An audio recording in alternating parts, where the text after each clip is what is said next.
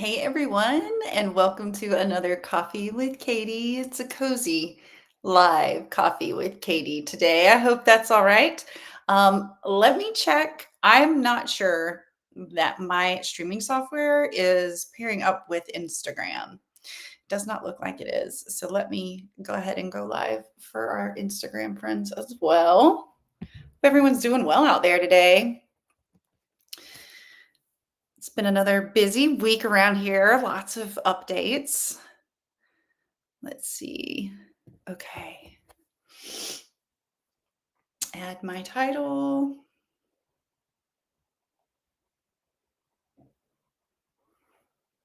Yay. Okay. 3, 2, 1.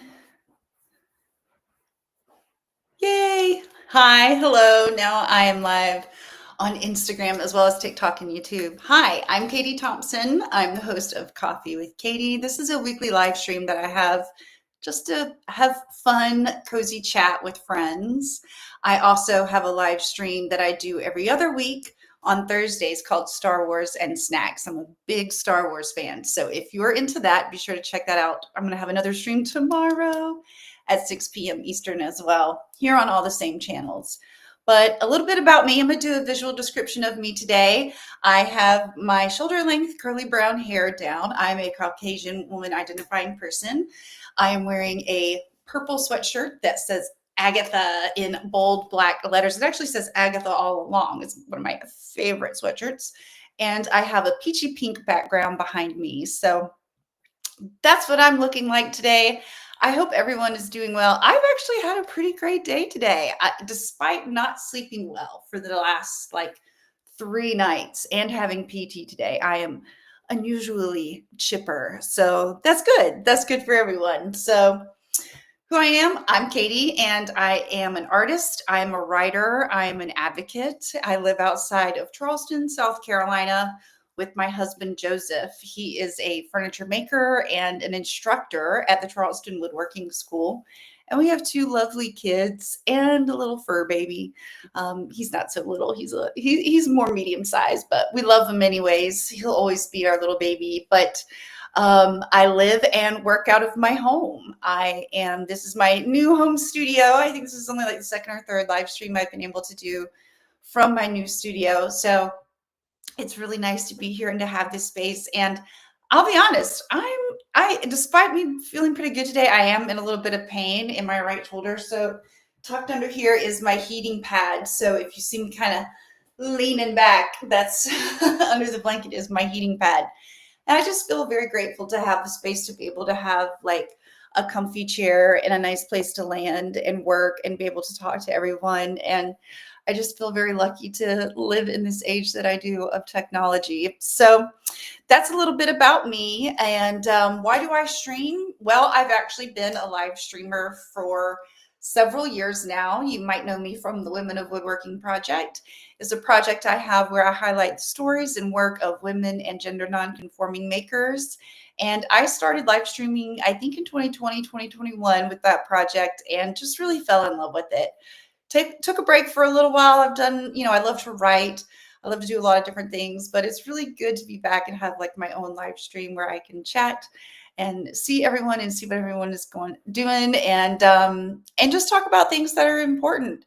I have a lot of respect for content creators that do put in so much time and effort just planning what they want to create, planning what they want to say. And I think that's really hard, especially if you're not going for a particular niche.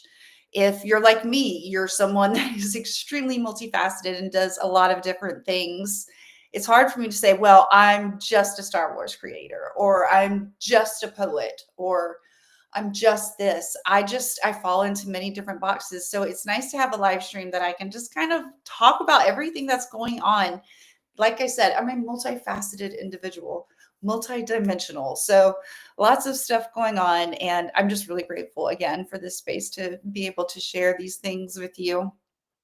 And the streams, like I said, these streams are on Wednesdays at 6 p.m. Eastern. I'm on TikTok, YouTube, and Instagram.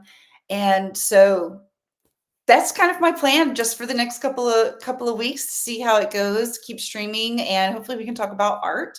We can talk about fun things. We can talk about nonprofits, people that are doing really good work out in the world, and things that are just exciting me and making me happy right now. So the next stream will be next Wednesday at 6 p.m. Eastern. But we've had some major project updates. As I mentioned, we finally finished the addition onto our shop and house. So we actually had our house inspection this week, and it is approved and ready to go. So the chaos has begun. Just moving bedrooms.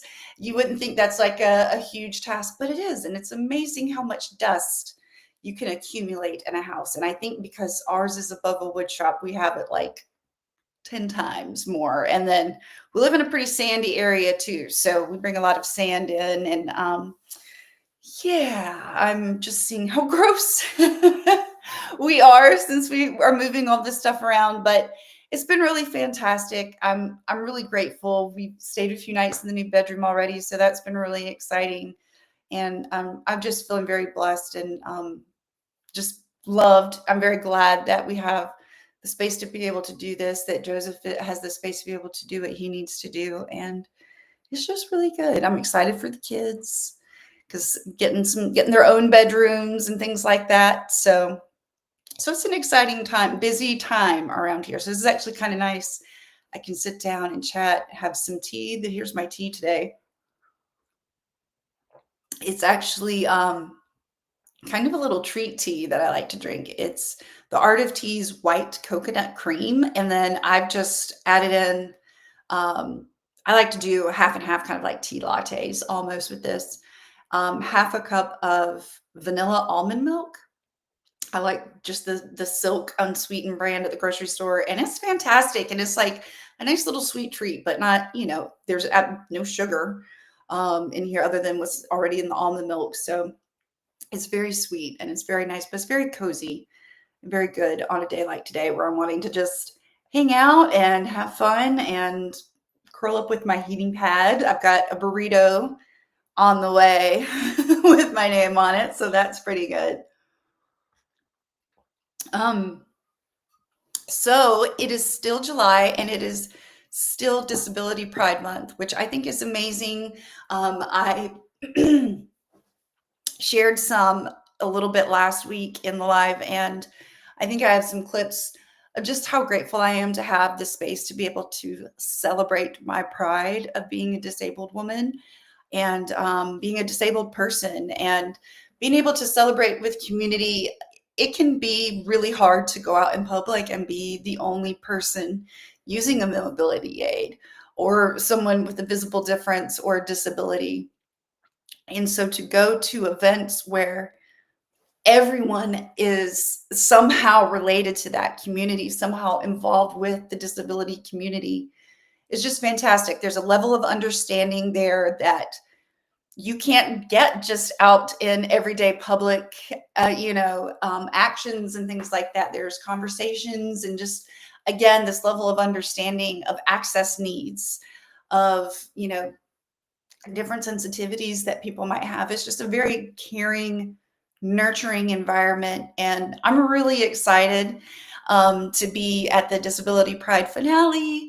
I think it'll be, it's presented by Disability Pride Charleston, but also in partnership with Heart SC, which is our featured nonprofit for the week. But we have the finale this Friday. It is going to be, I believe it is from 5 to 9, if I'm not mistaken, at the Holy City Brewing Porter Room. So it's actually inside. And you don't have to have a disability or identify as disabled to come to this or even know anyone. Or if you do, have a loved one, bring them out too. And everyone is welcome at this community and this event. It's really positive and really supportive. So I just want everyone to feel welcome to come out. It's a free event, and there'll be some great artists and organizations that are working with different adults with disabilities and different arts organizations here in the Low Country. So come out this Friday if you're in the area. I believe it's technically North Charleston. So, but you can look that up. Just Google Disability Pride Charleston or Disability Pride SC, and that will pull up all the information. So I'm excited to be there. I will have copies of my books, Little Beaver Builds a Bed, as well as copies of my new Black Swamp zine, which the focus of this first zine is surrounding my coming of age with chronic illness and disability. And so I will have copies of that there. And then I will also have some information from the American Society for Meningitis Prevention. And I'll have some information for parents. I'll have some information for teenagers. So, come get some information on the fight against meningitis.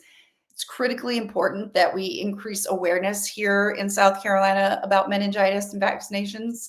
I'm going to get to more of that later, but I'll have some information there at the event. So come and see me. I'm really excited. Again, that's Friday evening at the Holy City Brewing Porter Room. So, but that brings me to my featured nonprofit for this week, which is Heart SC, which is the amazing nonprofit organization here in the Low Country of South Carolina that provides arts and creative opportunities for adults with disabilities.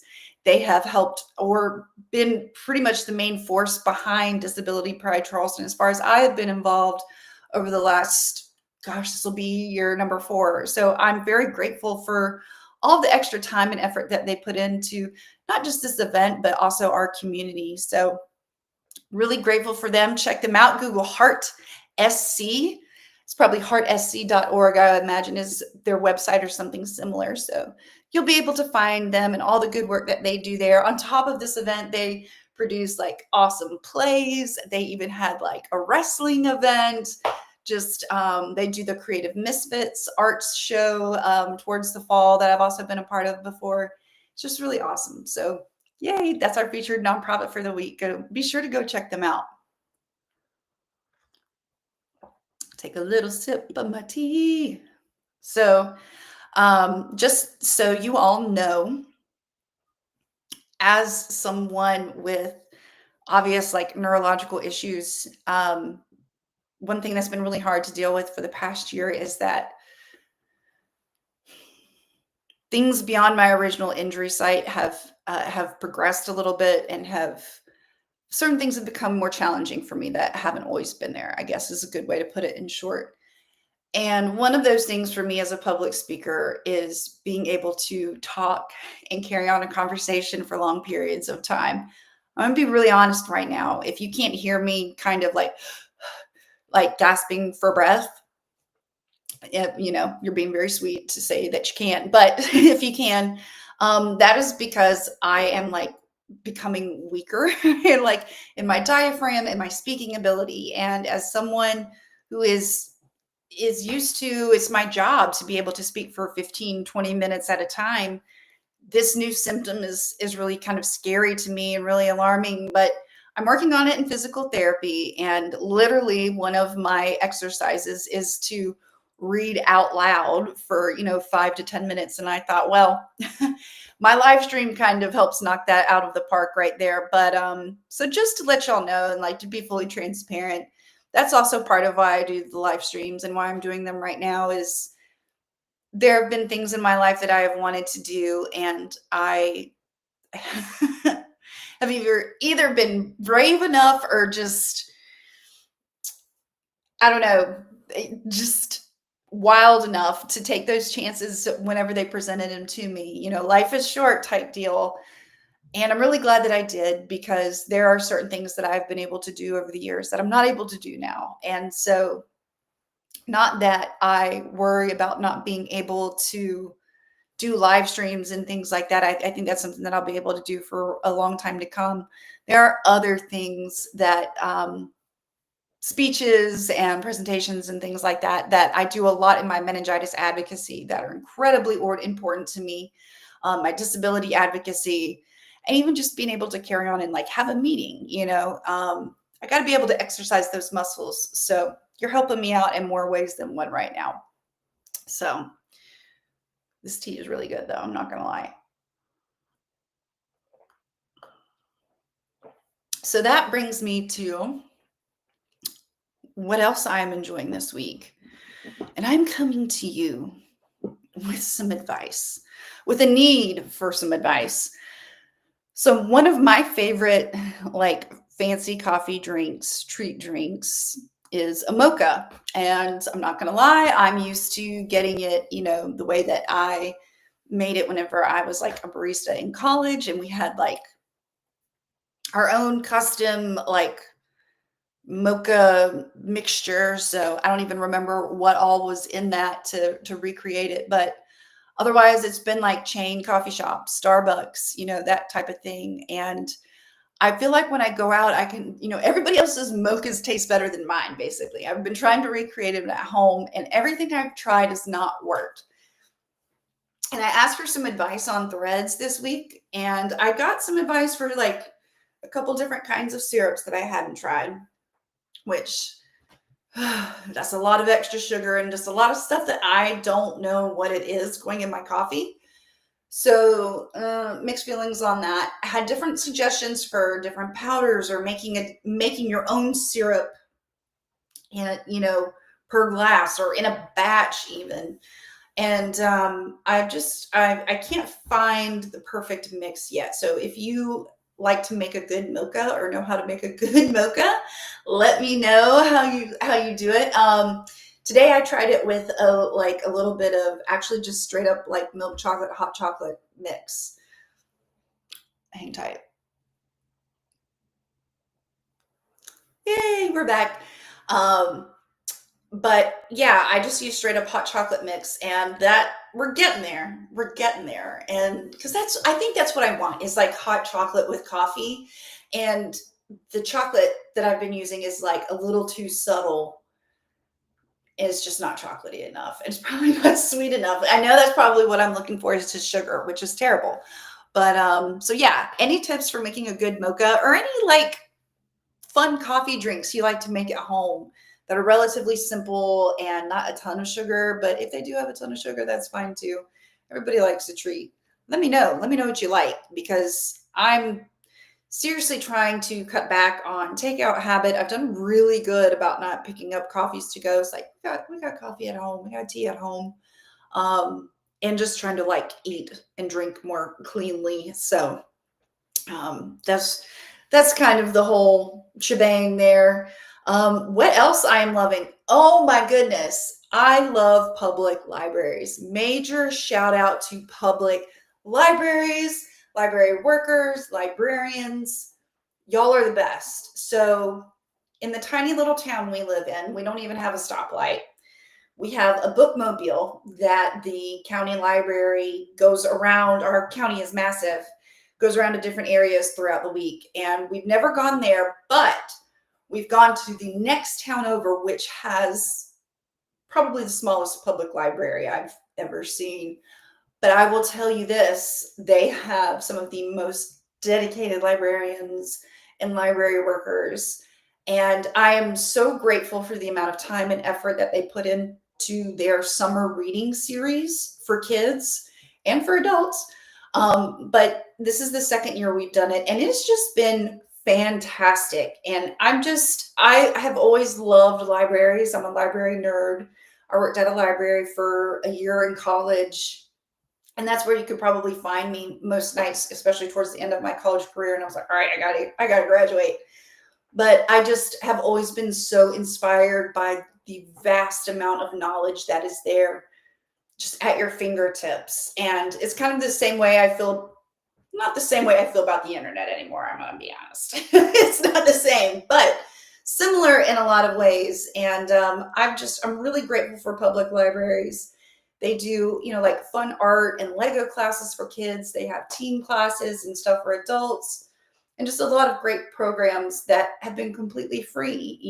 My kids, we've done a lot of audiobooks and they did some reading on their own and they met their summer reading goal. And not only do they have like a full-on book fair, with like toys and like erasers and like cool things that you like to find at a book fair, they let the kids pick out like one or two books for themselves, brand new books for free. And these are nice books. These are, nice chapter books. They're new books. They're really good. It's not, and I'm so grateful for it. And this year, I was really excited. They had some gifts for adults that met their goal too. So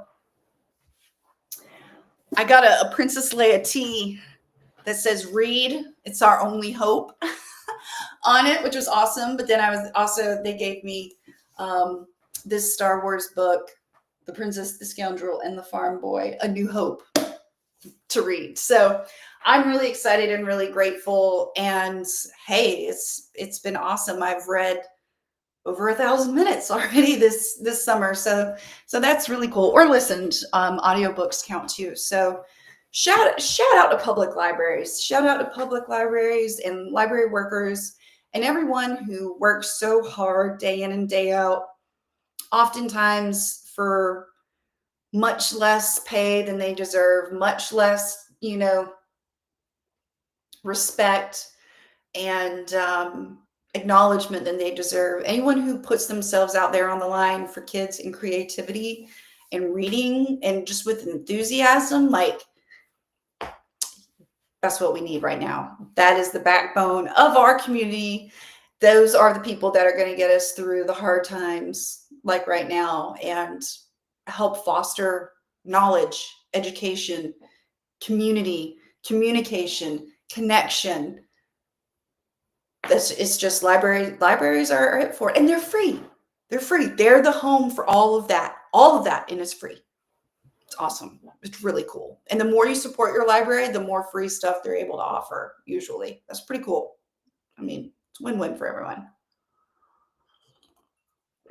But I am now still reading Trials of the Jedi. I feel like I would have finished that a lot earlier had I not stopped to read a couple of books with the kids with their summer reading. Like, I'm sorry, I wanted to listen to A Wrinkle in Time and Stuart Little. I mean, I wanted to listen to those books too. So I've taken a lot of breaks, but I'm getting into like the last 7 hours, like the last 40% of the book, which it's already been really hard for me to put down so far. But now I know I'm going to have to sit down and just finish it tonight and tomorrow because it's really gripping. It's really good. So I'm going to see what I can read next. It will probably be another Star Wars book, but I feel like I need to expand a little bit. So if you have any suggestions or anything you're reading right now that you really like, let me know.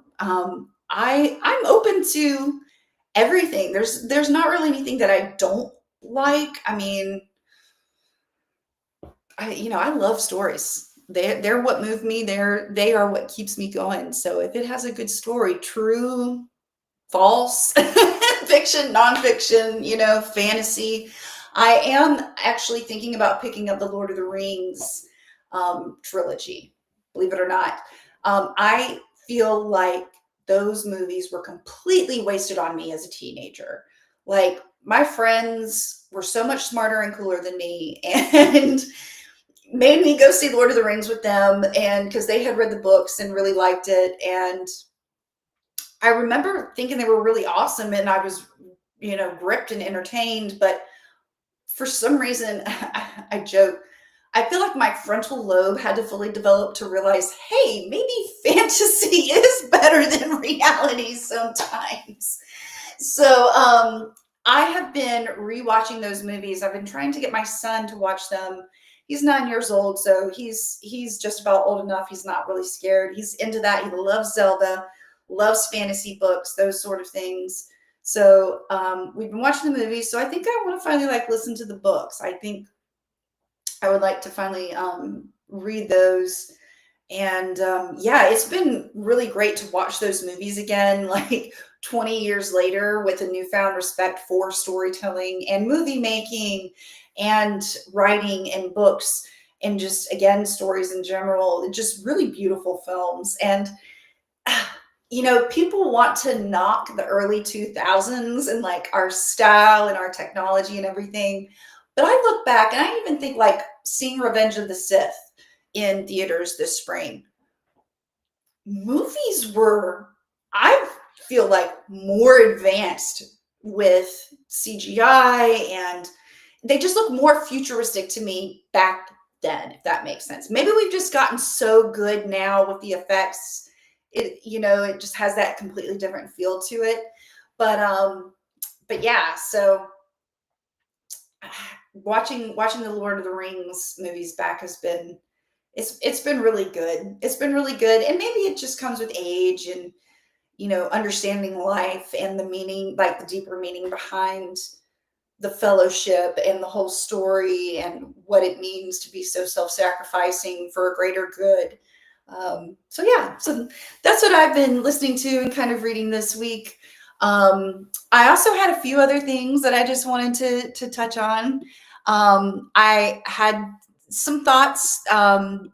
Of course, always as a vaccine advocate, I'm going to use my platform to try to educate and encourage people to educate themselves and make the best health decisions that they can for themselves and their families. And again, just having two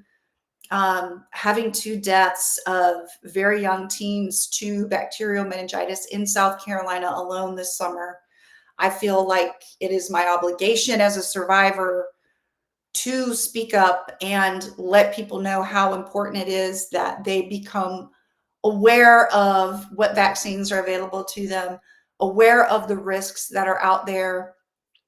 One thing about bacterial meningitis that I really struggle with in my advocacy work is people say it's a rare disease. It's a rare disease.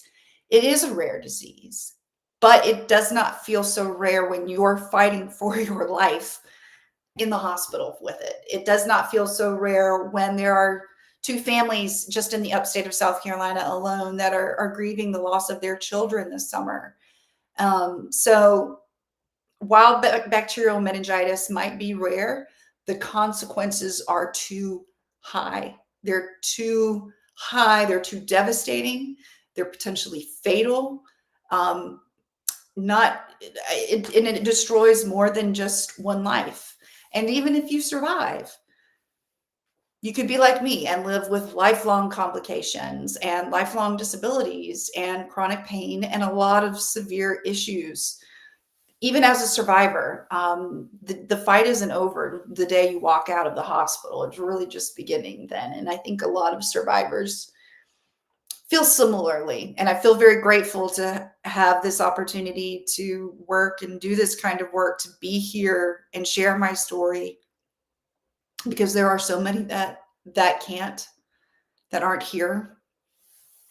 And I know their families would give anything for them to be here and to be fighting and saying the things I'm saying and doing the things I'm doing. So it really is, it's kind of the honor of my life to still be here and to be able to share my story and to hopefully help spare even one life, one family from the devastation that I have endured and that I have watched so many families endure. So it is, it's really important that we stay on top of vaccine education.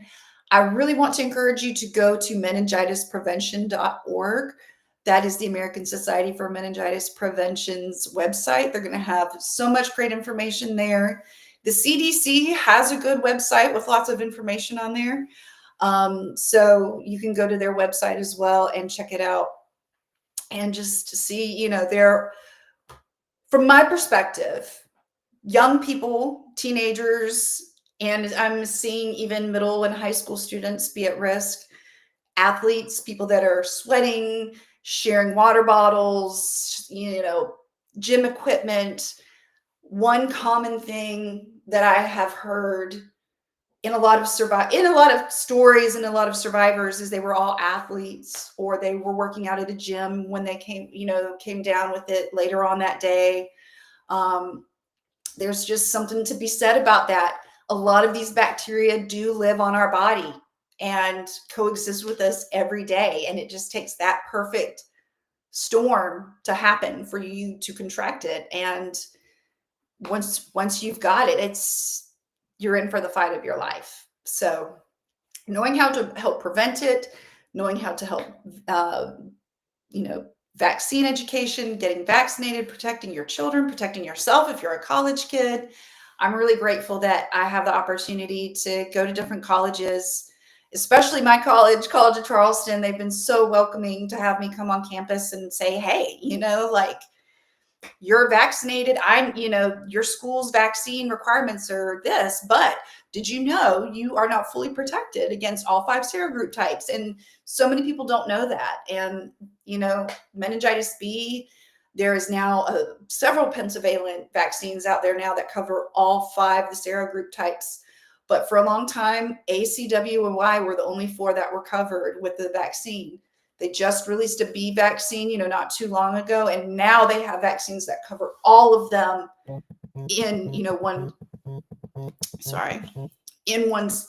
one series of medication. So a lot of times they're delivered in 2 different injections, and there are different vaccines that don't interact well with a different brand. So sometimes it is important that you get the same brand for both series of shots.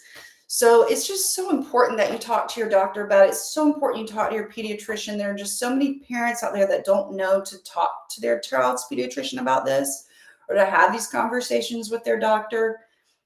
And I'm not saying what you should or should not do, because I'm not a medical professional. You should absolutely talk to your provider about that.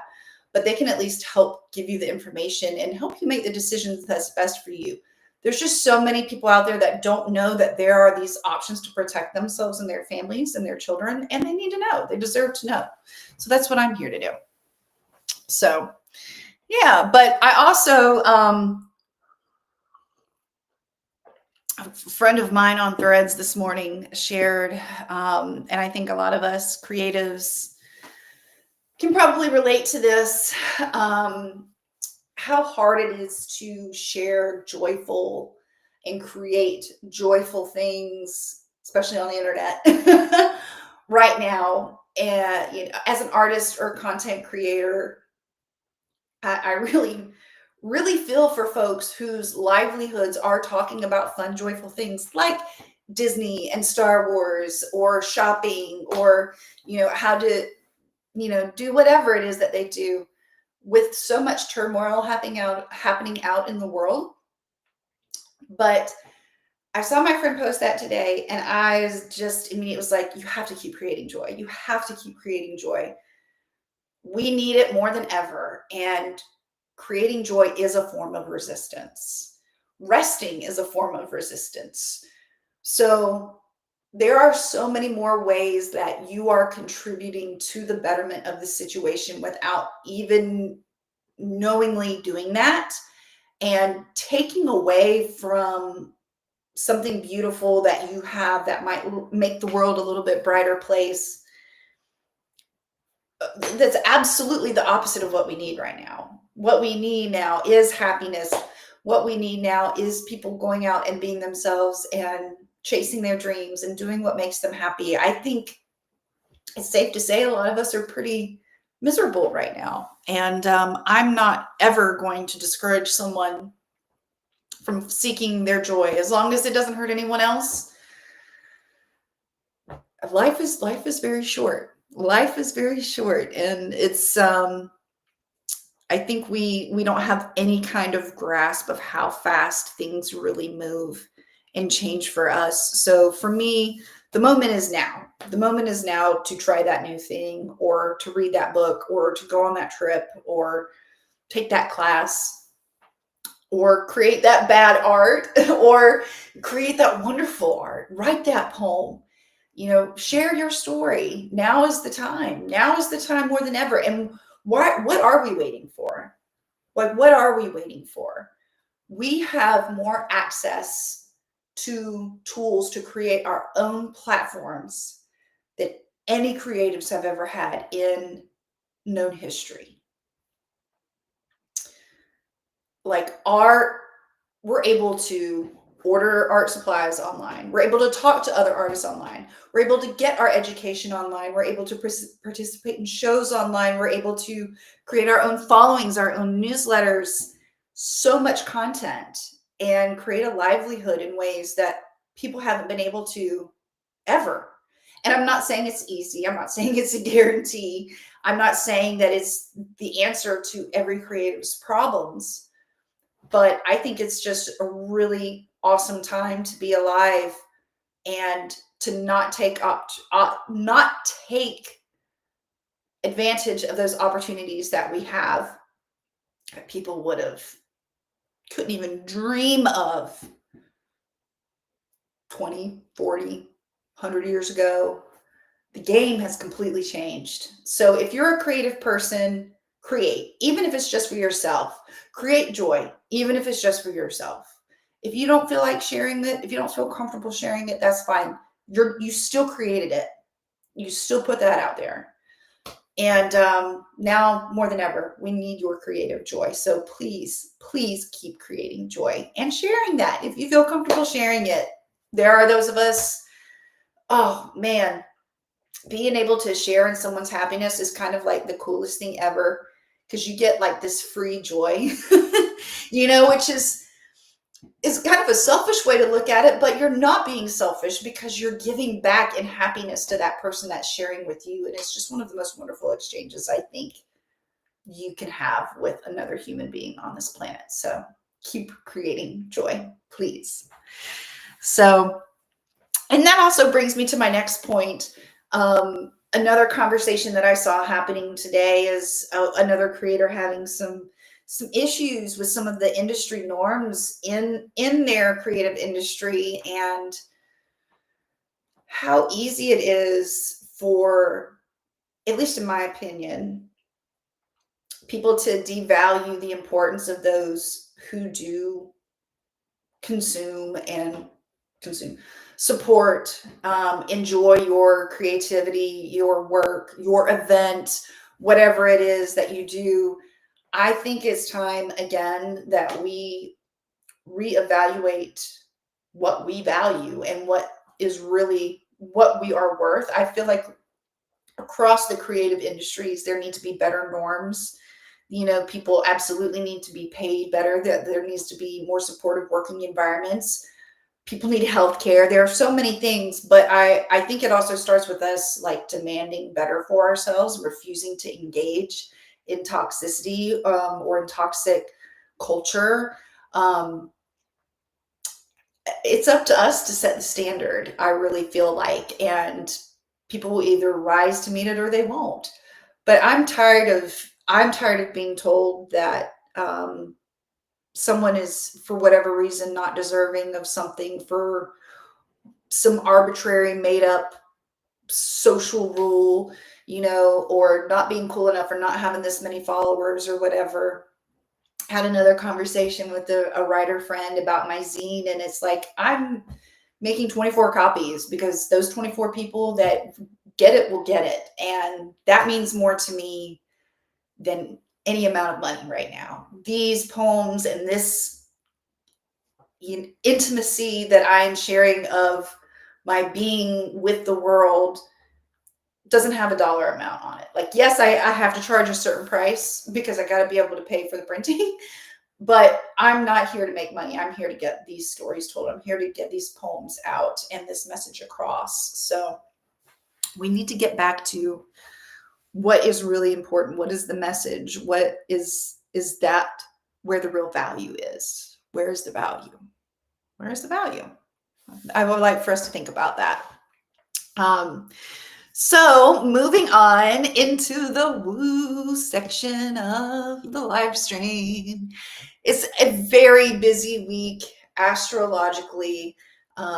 We have the new moon in Leo happening in like less than 24 hours. So that's part of probably why, like, if you feel drained or tired, I always get really tired around new moons, full moons. I just need some extra sleep, or I might not sleep as well. So just be very conscientious of rest during these times of the lunar cycle. But I was tuning in to my favorite astrologer, Chani, and there's going to be a dramatic restart coming with this new moon in Leo. And Leo is a showstopper. It is a sign that wants attention and loves the drama. So hang tight. get some rest. It's going to be a busy day tomorrow. And so I hope it all works out for the best for all of us. But that's kind of what's looking like in the skies right now. Some other kind of fun things that I have going on. We have a small murder of crows that have taken up residence in our yard. And they've been here, gosh, for over a year now. But I love that they're here. I love seeing them.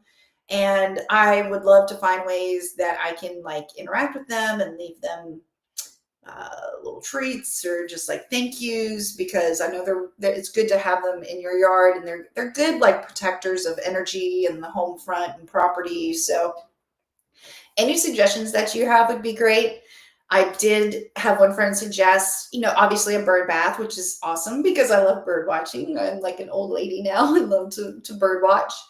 So that would be a good thing to put out, and maybe putting some like extra little treats around the rim for them to find it, because we do live out in the woods. We've got a lot of competition out here for food and critters and things like that. So if you have any suggestions, or if you've ever befriended any crows, tell me your ways, teach me your tips.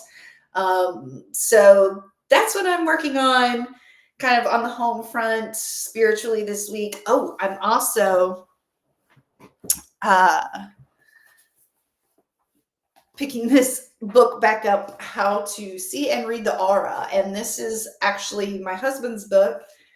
This is an old one, but I thought it was really interesting. Like the first time I tried to read it, I admittedly could not read auras at that point. But I was actually noticing in some TikTok videos recently, believe it or not, that I was starting to be able to see them in different people, and other people noticing in the comments. And so I had that validation. I was like, okay, so I wasn't just seeing some crazy effect on camera. That really was a blue aura around that person. So I'm going to try to get more into this, to do some more reading. I also have started posting over on Chronicles of a Dreamworker again. That originally was my podcast that I had based on my experiences in stories of lucid dreaming. I am a very frequent lucid dreamer. I apparently have been doing it my entire life, but I have been very consistently lucid dreaming now for, gosh, the last 5 to 7 years, pretty consistently. But I've just been exploring it and really trying different things. I can't even call it a practice because it's something that just happens to me, it feels like, the last couple of years. So I've started posting more over there. I'm expanding it beyond a podcast and calling it a project, because while I'd like to continue to do like mini podcast episodes with it, there are going to be other things that I like to do and different media, and hopefully, keep connecting with folks over there in that way. So on that note, let's go ahead and draw an oracle card for this new moon in Leo happening tomorrow. See what the vibes are like. And I like the Moonology oracle cards. Those are the ones that I have and I love. I have a very strong connection with. I love oracle cards. If you have any suggestions, feel free to drop them in the comments, or a set that you really like, because I would like to expand my collection a little bit and just explore different things with different sets. But this is my go-to. This is my beloved. So let's see, what do we have in store for the new moon in Leo for the week? If you are consenting to me drawing a card for you, which I would love to do, thank you. This one looks like it's good.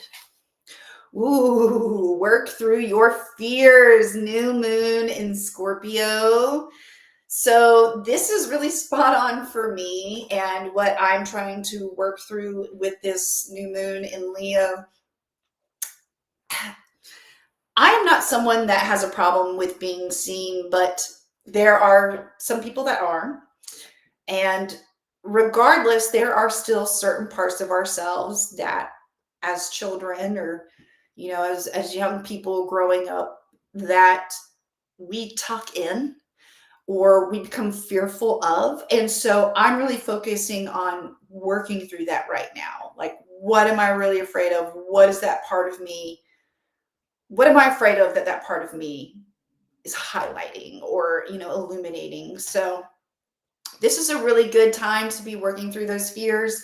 This is a good new moon to work with and set some intentions. So now is a good time to kind of go for it. Go for what you want. Don't be afraid. And yeah, so that's our card for the new moon in Leo happening this week. So all right. Well, that kind of wraps it up here for this week. My next stream will be next Wednesday, July 30th. Oh my gosh, like July is one of the longest months. Maybe it's just the summertime and the heat, but we will be back next Wednesday at 6 p.m. Eastern here on my channels. So join us. I will be live actually again tomorrow for Star Wars and Snacks. Don't forget that if you're a Star Wars fan. That's Thursday, July 24th at 6 p.m. Eastern. We'll be back. I'm super excited. I have a fun snack, one of my favorite snacks, BB-8 Buddy Mix. I posted the recipe on my socials if you'd like to go check it out and make that to have along with our chat. But I have a lot of thoughts on Star Wars and Emmy nominations, and I have a lot of new things to add to my collection that I'm excited to share with folks. So if you're into Star Wars, join us tomorrow night. You can also follow me on social media at electric_Katie. I'm on Threads, YouTube, TikTok, Instagram, and my website is ktthompson.com. You can also shop my art studio at blackswamp.co. That's it for this week. Thank you all so much for tuning in. I hope you all have a wonderful week, a wonderful new moon in Leo, and we'll see you next time. Take care.